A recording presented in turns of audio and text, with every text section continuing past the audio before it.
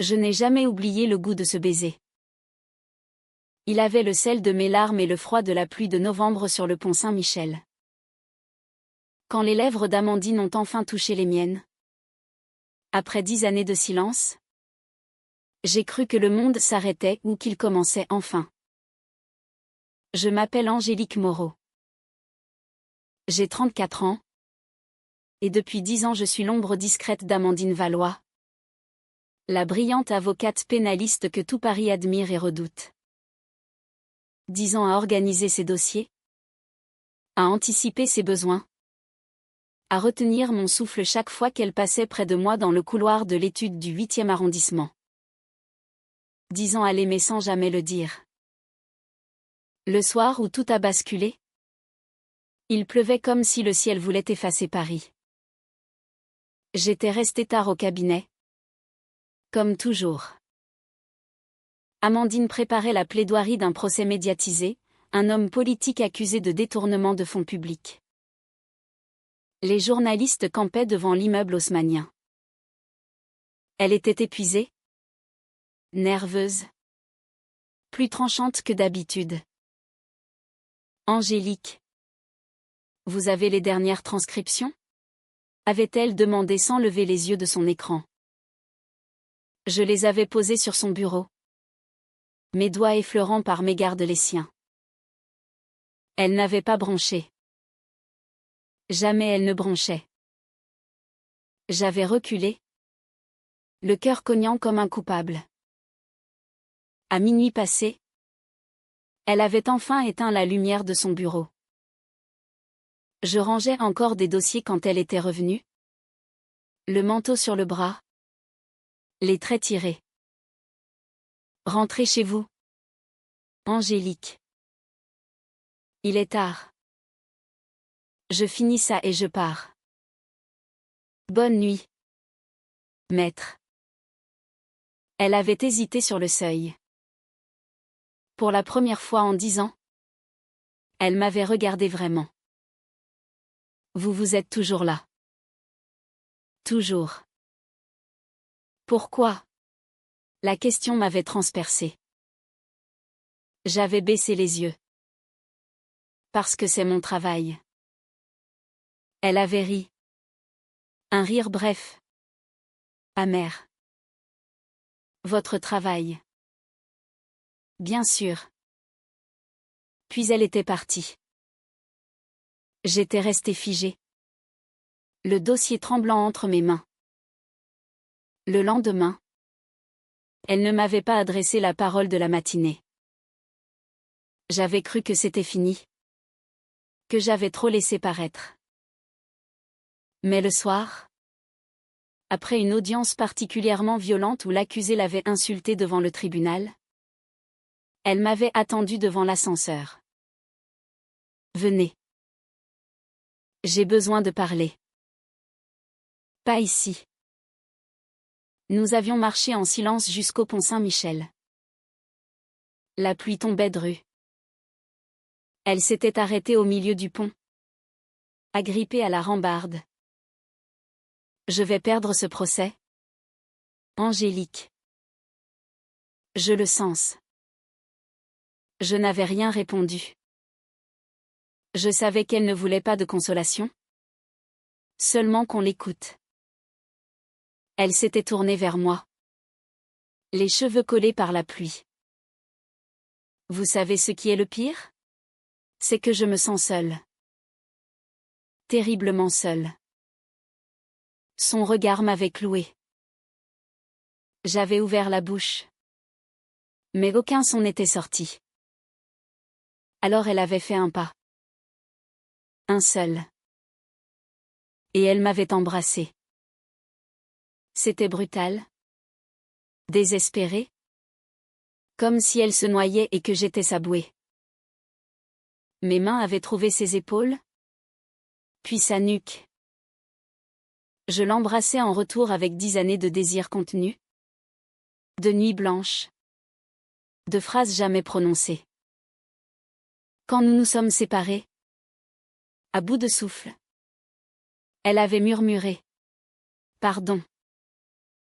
Je ne sais pas ce qui m'a pris. Et elle était partie en courant sous la pluie. Je suis restée là. Trempée.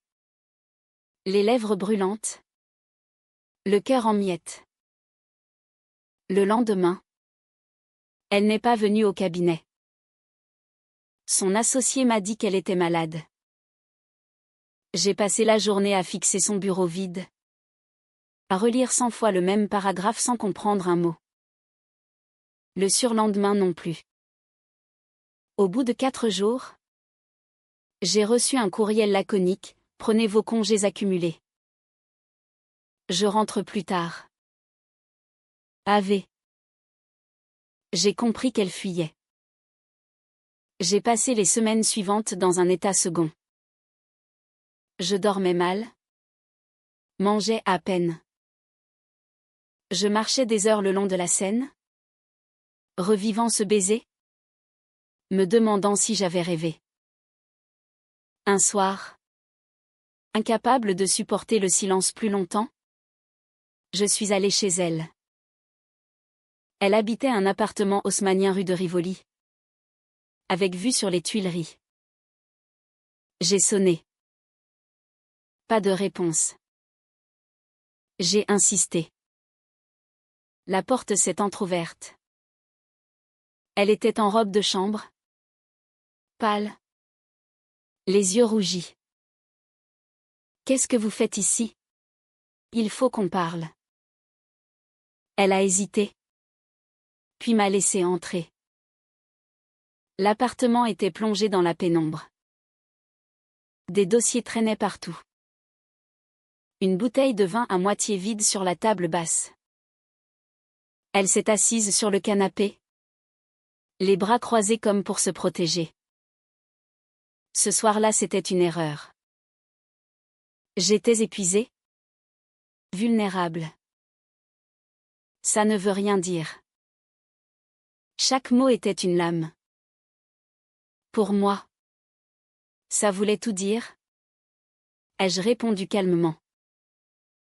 Elle a détourné le regard. Vous êtes mon assistante? Angélique. 10 ans. Je vous fais confiance. Je ne veux pas tout gâcher. Et si ce n'était pas gâché? Si c'était enfin vivre? Elle s'est levée brutalement. Vous ne comprenez pas. Je n'ai jamais. Elle n'a pas terminé. Le silence était assourdissant. Je me suis approchée. Amandine. Regardez-moi. Elle a relevé les yeux. Ils brillaient de larmes. J'ai peur. A-t-elle chuchoté. Je l'ai prise dans mes bras. Elle s'est raidie d'abord, puis s'est effondrée contre moi. Secouée de sanglots silencieux. Nous sommes restés ainsi longtemps. Puis elle a relevé la tête. Et cette fois c'est elle qui m'a embrassée. Doucement. Presque timidement. Mais quand nos lèvres se sont séparées, elle a reculé. Je ne peux pas. Pas maintenant. J'ai besoin de temps. Elle m'a raccompagnée à la porte. Rentrez chez vous. Angélique. S'il vous plaît. J'ai obéi. Mais cette fois, j'ai senti que quelque chose avait bougé. Irréversiblement. Les mois suivants furent un étrange ballet. Au cabinet. Elle restait professionnelle. Distante.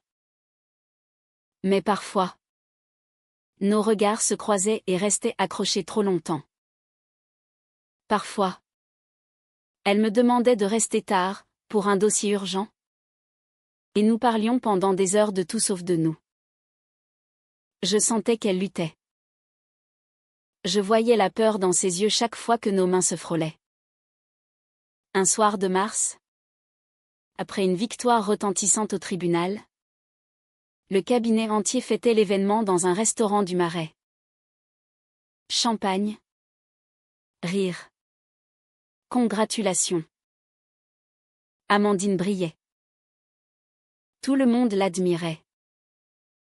À un moment, elle s'est levée pour porter un toast. À mon équipe. Et particulièrement à Angélique, sans qui je ne serais rien. Les applaudissements ont fusé. J'ai rougi jusqu'aux oreilles.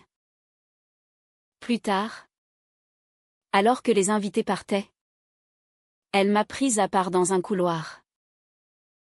Venez avec moi. Nous avons marché jusqu'à la place des Vosges, déserte sous la lune. Elle s'est arrêtée sous les arcades. Je n'arrive pas à oublier ce que je ressens quand vous êtes près de moi, a-t-elle avoué d'une voix tremblante. Mais j'ai peur de ce que ça implique. Ma famille, mes associés, tout le monde. J'ai pris sa main. Je sais. Mais est-ce qu'on doit vivre pour les autres? Elle a secoué la tête. Non. Mais j'ai 40 ans. Angélique. Une carrière. Une réputation. Et toi, tu es si jeune? Si. J'ai 34 ans. Et je t'aime depuis que j'ai 24. Elle a fermé les yeux. Je crois que je t'aime aussi. Mais je ne sais pas comment faire. Je l'ai embrassée. Cette fois, elle ne s'est pas enfuie. Nous avons commencé à nous voir en secret. Des promenades nocturnes. Des cafés discrets en banlieue. Des soirées chez elle où nous parlions jusqu'à l'aube. Blottis l'une contre l'autre. Sans jamais franchir la dernière frontière, comme si nous avions peur que le désir brise le fragile équilibre que nous construisions. Mais les secrets ont un prix. Un matin de juin, en arrivant au cabinet, j'ai trouvé un courriel anonyme dans ma boîte professionnelle. Une photo. Prise de loin. Mais nette, Amandine et moi. Enlacés sous les arcades de la place des Vosges. Et en pièces jointes, si vous ne partez pas. Tout le monde saura. Mon sang s'est glacé. Je n'ai pas montré la photo à Amandine tout de suite. J'ai voulu la protéger. J'ai répondu à l'expéditeur anonyme, « Qui êtes-vous? Que voulez-vous » Pas de réponse. Les jours suivants, j'ai vécu dans l'angoisse. Chaque regard dans le métro. Chaque collègue qui me saluait un peu trop froidement me semblait suspect. Amandine, elle, semblait plus légère. Elle souriait plus souvent. Elle me prenait la main sous le bureau quand personne ne regardait. Elle commençait à parler d'avenir. Un soir, elle m'a invité à dîner chez elle. Elle avait préparé un repas aux chandelles. Elle portait une robe noire que je ne lui avais jamais vue. Elle était magnifique. Après le dessert, elle m'a pris les mains. Angélique, je crois que je suis prête. À assumer. À tout dire. Mon cœur a bondi. Vraiment? Oui. J'en ai parlé à ma sœur hier. Elle a été choquée. Mais elle m'aime. Ça suffira pour commencer. Je l'ai embrassée. Folle de joie. Mais au même moment, mon téléphone a vibré. Un nouveau courriel. Cette fois, la photo avait été envoyée à toute la liste du cabinet. Avec pour objet, la vérité sur Amandine Valois et son assistante. Je suis devenue livide. Amandine a vu mon visage. Qu'est-ce qui se passe? Je lui ai montré. Elle a blêmi. Ses mains ont tremblé. Mon Dieu! Le lendemain, le cabinet était en ébullition. Des murmures dans les couloirs. Des regards en coin. L'associé principal m'a convoqué. Angélique. Nous avons reçu des images. Nous préférerions que vous preniez un congé sans solde. Le temps que les choses se tassent. Amandine. Elle. A été convoquée par les associés seniors. Quand elle est sortie du bureau, elle avait le visage fermé. Elle ne m'a pas regardé en passant devant moi. Le soir, elle m'a appelé. C'est fini. Angélique. Je ne peux pas. Il menace de me retirer mes gros dossiers. Ma carrière, tout ce que j'ai construit. J'ai senti mon monde s'effondrer. Tu choisis ta carrière plutôt que nous? Silence. Je n'ai pas le choix. Tu as toujours le choix. Amandine. Elle a raccroché. Je suis restée prostrée des jours entiers. L'été est passé dans un brouillard. J'ai démissionné. Je n'avais plus rien à faire là-bas. Amandine a gagné son procès suivant. Les journaux parlaient de son « retour triomphal ». Je voyais sa photo partout. Souriante. Intouchable. Je l'évitais. Je changeais de trottoir quand je risquais de la croiser. Mais un soir de septembre, alors que je marchais sur le quai de la Tournelle, j'ai entendu sa voix derrière moi. Angélique. Je me suis retournée. Elle était là. Plus mince. Les traits tirés. Les yeux cernés. Qu'est-ce que tu veux? Te parler. Une dernière fois. Nous nous sommes assises sur un banc face à la Seine. Elle a parlé longtemps. De la pression des associés. De la peur de tout perdre. De sa famille qui avait rompu le contact. De sa solitude plus grande qu'avant. J'ai cru que je pouvais sacrifier l'amour pour la sécurité. Mais je me trompais. Je suis morte à l'intérieur. Elle a pris ma main. Je ne l'ai pas retirée. Je suis prête maintenant. À tout affronter. Si tu veux encore de moi. J'ai regardé l'eau sombre couler sous le pont. Tu m'as brisé? Amandine. Je sais. Et je passerai ma vie à réparer. Si tu me laisses essayer. J'ai fermé les yeux. 10 ans d'amour. Un baiser sous la pluie. Des mois de souffrance. Je l'ai regardé. Ses yeux bleus imploraient. Je ne te fais plus confiance. Pas encore. Mais je t'aime toujours. Elle a hoché la tête. Les larmes coulant. Ça suffira. Pour commencer. Nous ne nous sommes pas embrassés ce soir-là. Nous avons seulement marché côte à côte. En silence. Le long de la Seine. Le chemin serait long. Blessée. Méfiante. Mais vivante. Pour la première fois depuis 10 ans. Je n'étais plus son assistante. J'étais la femme qu'elle avait choisie enfin. Et même si la peur restait tapie dans l'ombre. Même si le monde n'était pas prêt. Même si nous devions tout reconstruire pierre par pierre. Ce soir-là. Sous les lumières de Paris. Nous avons recommencé à croire que l'amour pouvait vaincre.